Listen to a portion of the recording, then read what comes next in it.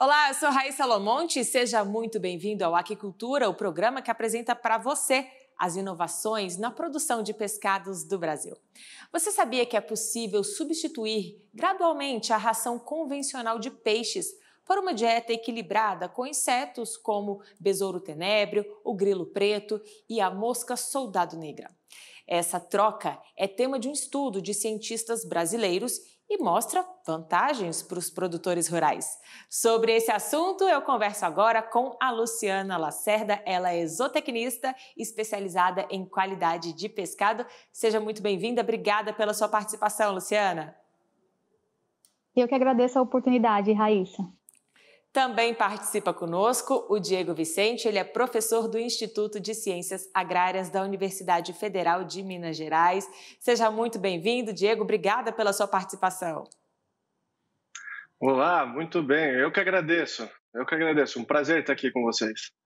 O prazer é todo nosso, mais uma vez sejam bem-vindos. Diego, já começo te perguntando que espécies de insetos são essas?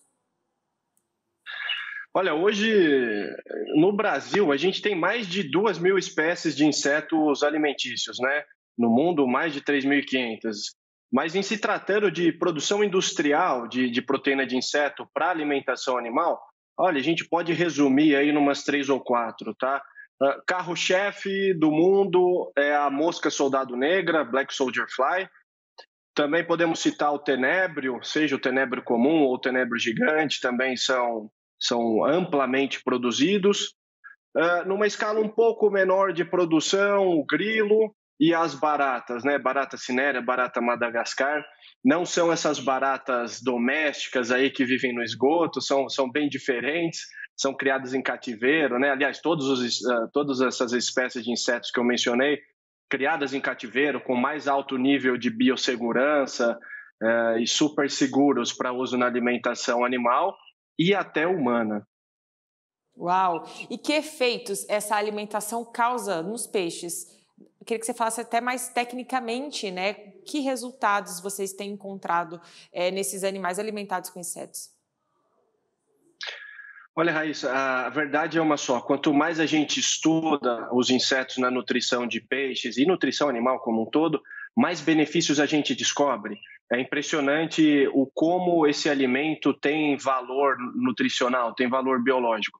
Então, os efeitos eles vão desde um aumento de desempenho produtivo, uma melhora de conversão alimentar, uma melhora de ganho de peso, até melhora de parâmetros imunológicos, né? Então, a gente já identificou melhora de resistência a doenças, a gente já identificou melhora de saúde intestinal, a gente já identificou modulação de microbiota intestinal, então, efeitos de estresse são melhorados também. Isso tudo, olha, não precisamos ser nenhum grande pesquisador para descobrir. Haja vista que os insetos são alimentos naturais da maioria das espécies de animais, principalmente os monogástricos, né, onde estão incluídos os peixes. Então, é só pensar quando a truta está lá no rio, quando a tilápia está lá no rio, a alimentação natural deles, em grande parte, é constituída por insetos, né? Então, na verdade, essa ideia ela não tem nada de muito inovadora, não. A natureza já faz isso há uns 50 milhões de anos, né? O que a gente está fazendo agora é descobrir como produzir isso em grande escala, industrialmente, para atender à indústria de nutrição animal. Mas o conceito em si, a natureza já vem provando isso há milhões e milhões de anos.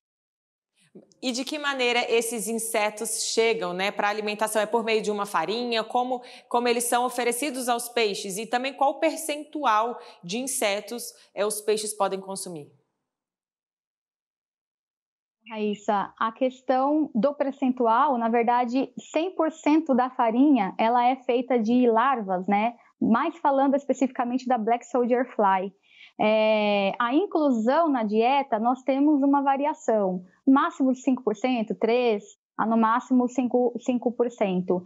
E é importante enfatizar que a farinha da Black Soldier Fly, ela já está na lista de ingredientes aprovadas para a alimentação animal do Ministério da Agricultura. né? Diferente dos outros insetos, que está aprovado somente ele desidratado. Mas no caso da Black Soldier Fly, exclusivamente que a gente está falando aqui, a farinha já está aprovada. E aproveito para perguntar para vocês como está esse comércio, né, de insetos para esses fins aqui no Brasil. Houve um avanço até nos últimos anos? Sem dúvida, sem dúvida. O que a gente vê é um mercado cada vez mais aquecido pelas duas pontas, por quem produz os insetos e por quem utiliza os insetos na nutrição animal.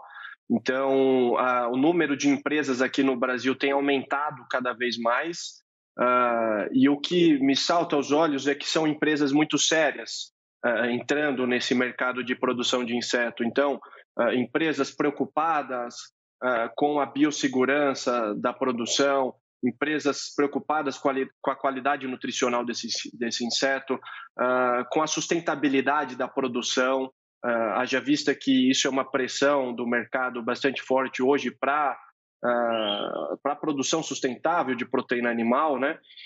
Então, o mercado sim está muito aquecido. Hoje nós já temos alguns grandes projetos sendo desenhados. O Brasil hoje, ao menos na Associação Brasileira de Criadores de Insetos Alimentícios, tem lá uns 40 e poucos associados, dentre pequenos e médios produtores que atendem ali o varejo e vendem insetos principalmente para o aquarismo ou para alguma outra frente de nutrição pet, né, de ornamentais, pássaros e etc., e répteis.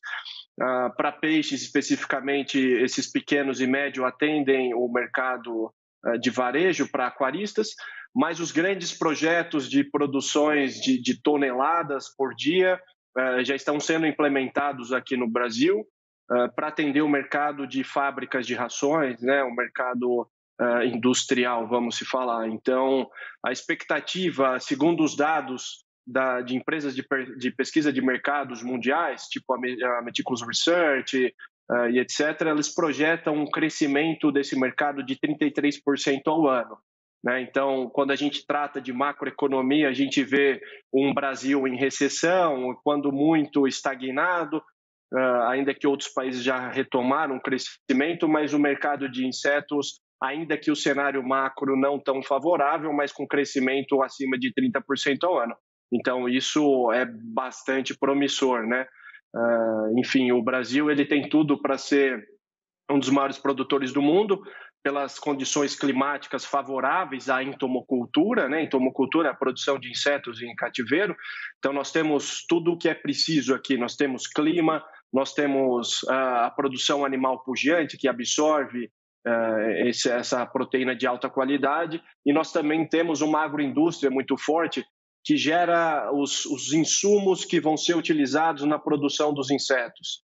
Então, nós estamos, como diz aqui em Minas Gerais, nós estamos com a faca e queijo na mão, basta agora depositar nossa energia e nosso suor para fazer esse mercado acontecer. Mas eu não tenho dúvida que ele é estritamente crescente nos próximos anos, podem apostar.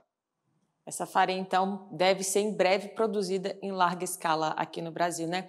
E já aproveito também para perguntar como tudo isso, você já falou um pouquinho, mas queria que vocês explicassem como isso pode, na prática, ajudar na questão ambiental.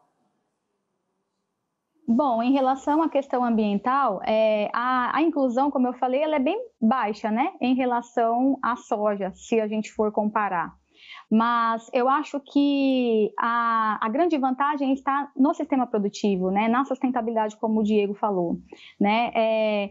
Eles são relativamente muito inferior quando comparamos, por exemplo, 1 quilo de peso vivo, comparando os insetos, a produção de inseto com a produção, por exemplo, de gado, de corte, eles são muito inferiores em termos de comparativos em uso de terra, por exemplo, em uso de água, né, em uso de alimento, e muito que se fala hoje em dia que os efeitos os gases do efeito estufa, eles são cerca de 7 ou quase 8% menor em relação a essa outra proteína que a gente citou.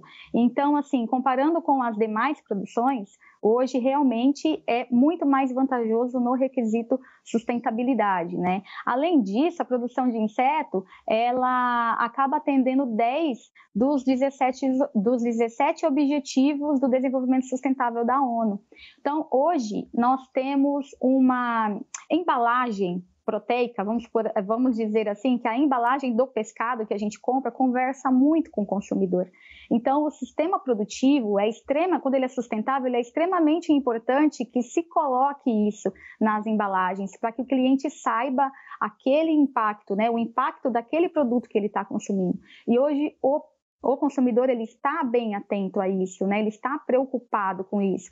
Tanto o consumidor final, quanto aquele consumidor que coloca a marca dele na embalagem do produto, né? Os produtores, as marcas próprias, vamos dizer assim, eles estão muito preocupados com a qualificação do insumo que nutre aquele alimento que leva a marca dele.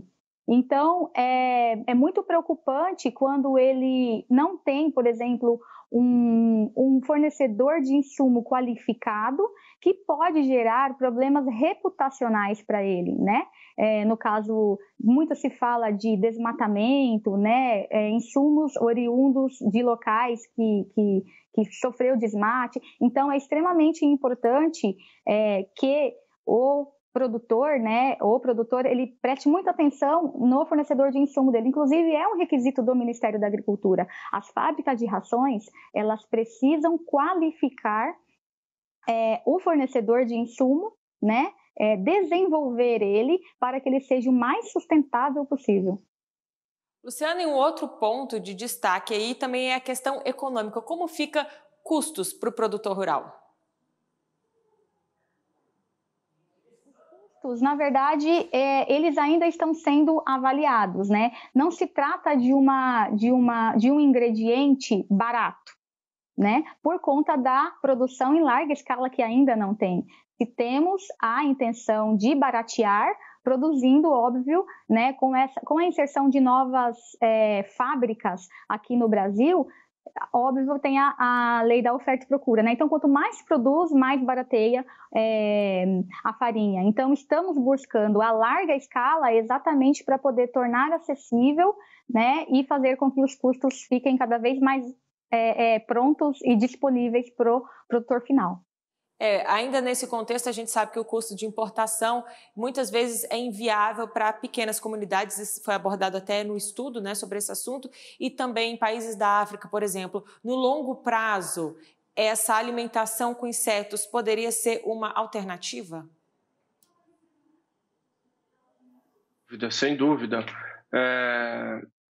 No que tange a importação, né, de insumos como um todo, a importação ela depende muito de taxas cambiais, né? E a gente está vendo agora um desbalanço, uma desvalorização muito grande do real perante ao dólar, ao euro. Então, quando a gente trata de importação, atualmente é muito mais interessante a gente falar de farinha de inseto nacional, ainda que o mercado esteja nascente, né? Mas ele está nascendo com muita força. A gente vai ver grandes empreendimentos num futuro próximo, e futuro próximo que eu digo é ano que vem, né? Então, é muito melhor no quesito também rastreabilidade desse produto ter a farinha nacional, né? Então, poxa vida, se o consumidor se preocupa com a origem do pescado que ele consome, ele vai lá fazer pressão na rede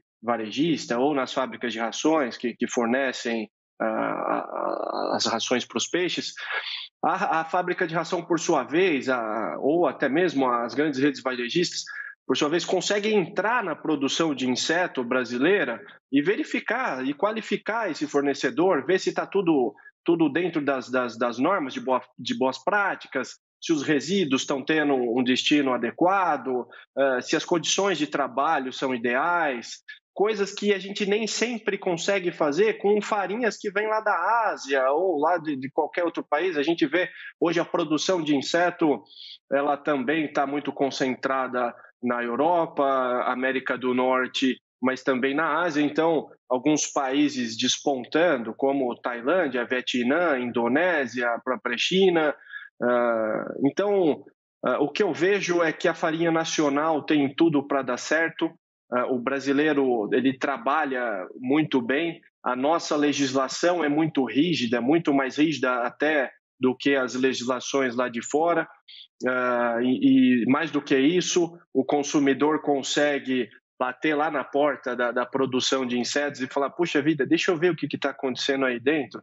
Então, no quesito rastreabilidade, segurança alimentar, eu tenho certeza absoluta que os insetos brasileiros não perdem nada para o inseto europeu, norte-americano ou asiático, né?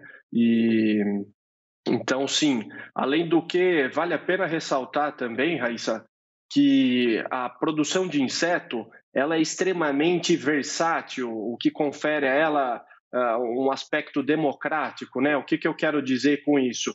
Grandes empreendimentos podem produzir insetos high-tech, com a mais alta tecnologia, em grande escala, mas também é possível produzir insetos alimentícios em pequenas propriedades, com menos tecnologia, com menos investimentos, o que permite a produção de insetos in loco, ou seja, um piscicultor que está numa área mais remota, onde os insumos e rações não chegam tão barato, não chegam tão fáceis, então ele tem a possibilidade de produzir esses insetos a partir dos resíduos que ele mesmo gera na propriedade, né, resíduos orgânicos, produz o inseto e esse inseto vira alimento para a piscicultura, seja ela ornamental, seja ela de corte, né, em áreas remotas, né?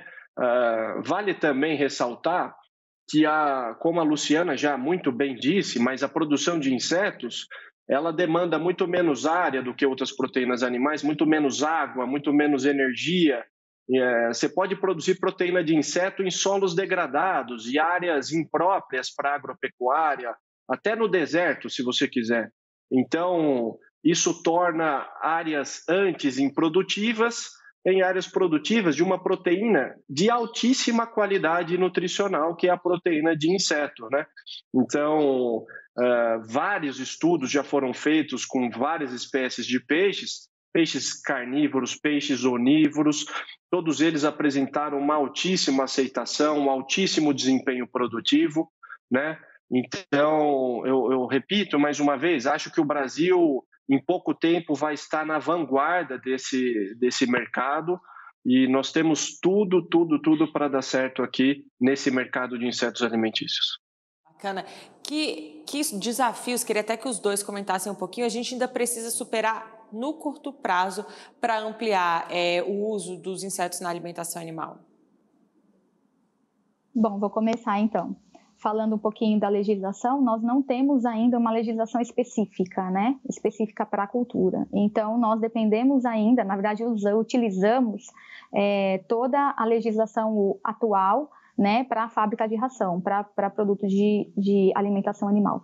Então, muito se precisa desenvolver nesse aspecto, né? Muitos estudos e também inclusões de critérios para a produção e legislações específicas que com certeza vai ajudar muito aí ao produtor, ao pequeno produtor, como o próprio Diego falou. É importante ressaltar que a farinha de inseto, ela tem uma alta palatabilidade, né? E como o Diego falou anteriormente também, a questão imunológica é extremamente favorecida, né, para a produção de pescado. E a gente não está aqui para esgotar a quantidade de produção científica que a gente pode fazer, né? Existe aí um caminho longo para a gente percorrer. Embora a produção de inseto seja realizada, feita, produzida por outros países há muito mais tempo que a gente, mas nós temos muitas coisas favoráveis, como o próprio Diego falou, mas também a gente tem muita pesquisa para fazer, ajustes para fazer fazer, né? E eu acho que nessa questão da legislação hoje é o que está mais impactando, mas eu acredito que vai ser uma produção contínua também e uma produção conjunta entre o Ministério da Agricultura e também os produtores, né? Muitas coisas vão se descobrir juntos, né? Muitas legislações serão escritas com a contribuição da indústria, e assim a gente espera que seja rápido e um mercado muito, além de promissor, aí muito vantajoso para a aquicultura, principalmente. Qual legislação hoje rege a farinha de insetos, a produção da farinha de insetos? Hoje a gente não tem nenhuma específica. A gente utiliza o decreto 6.296 de 2007. Tá? Ele dispõe, né, sobre a inspeção e fiscalização obrigatória nos estabelecimentos destinados à alimentação animal. Então, lá dentro desse decreto, existem muitos requisitos no qual os fornecedores da matéria-prima, né, da farinha especificamente, precisam seguir. Né? A segurança alimentar, os riscos microbiológicos, os laudos laboratoriais, né? Todos os POPs, né? HCCP, que é a análise de perigo e ponto crítico de controle. Então, existem aí, embora a legislação não seja específica, nós temos sim uma legislação que devemos, na verdade, utilizar como base principal para a produção de insetos alimentícios. E como a gente tem se posicionado no desenvolvimento de pesquisas, o que ainda precisa avançar? Boa pergunta. A gente está no começo da pesquisa. Eu acho que a gente não fez, puxa vida, quase nada de pesquisa ainda que quando você pega os gráficos de artigos publicados, artigos científicos publicados, eles são, estritamente crescentes. Mas isso não representa quase nada do que há por vir, né? Como eu disse lá no começo da entrevista, quanto mais a gente estuda os insetos na nutrição de peixes, mais a gente descobre benefícios, mais a gente descobre efeitos fisiológicos e metabólicos nos peixes, né? Então, muito ainda há de vir. Posso citar aqui alguns temas que precisam ser estudados: os desenvolvimentos tecnológicos de produção em grande escala de insetos, melhoramento genético de insetos, a nutrição dos insetos também, porque no fim das contas, insetos, eles são um animal de produção convencional, eles também têm exigência nutricional, o melhoramento genético, a questão de segurança alimentar.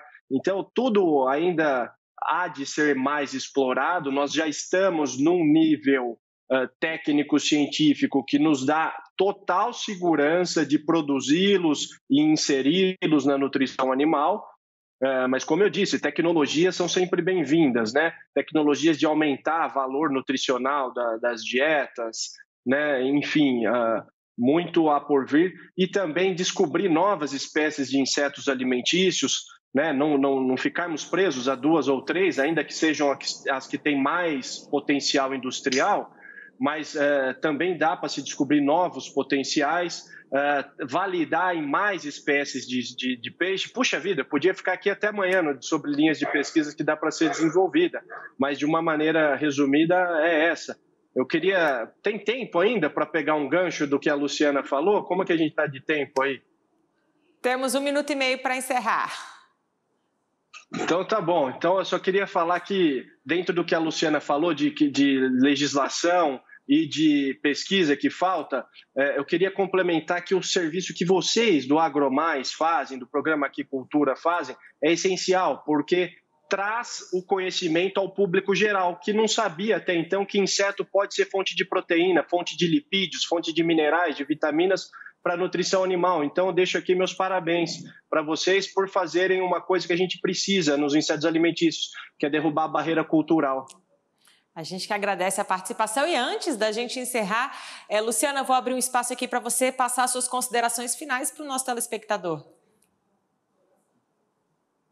Bom, está aqui a nossa grande expectativa em relação ao tema e a nossa ajuda, né? A nossa ajuda com o conhecimento, né? Com o conhecimento prático, com o conhecimento da universidade. Então, a gente espera, sim, que esse ano de 2022 seja um ano muito promissor. Estamos com grandes expectativas e, com certeza, aí, para quem tiver interesse na produção, a gente tem aí também todas as oportunidades de falar um pouco mais, de explicar um pouco mais sobre o tema, puxar bastante essa questão da nutrição de animais alimentícios pro pescado, porque é a nossa paixão, né? A aquicultura está na veia e é essa a nossa grande expectativa, gerar muito mais, além de informação, mais subsídio e renda e também vantagens competitivas comerciais para o produtor rural. Certo, Luciana, muito obrigada pela sua participação. Diego, também deixo o espaço aberto para você passar uma mensagem para o nosso telespectador. Bom, quero parabenizar vocês mais uma vez, agradecer pelo convite, agradecer a Luciana por tanto conhecimento e a mensagem que eu deixo é: vamos ser mais sustentáveis, vamos cuidar mais do nosso planeta Terra e quem achar que os insetos alimentícios pode ser uma saída, puxa vida, tem o meu apoio, tem o meu entusiasmo. Estamos inteiramente à disposição aqui na UFMG. Recado dado, agradeço a participação de vocês e as informações que trouxeram aqui para os nossos assinantes. Voltem sempre. Bom, nosso programa vai ficando por aqui. Muito obrigada pela sua audiência. Aproveite para seguir o AgroMais nas redes sociais, @AgroMaisTV. Se você quiser assistir esse ou outros programas novamente, você pode acessar o nosso canal no YouTube, youtube.com/AgroMaisTV. Até a próxima. Tchau, tchau.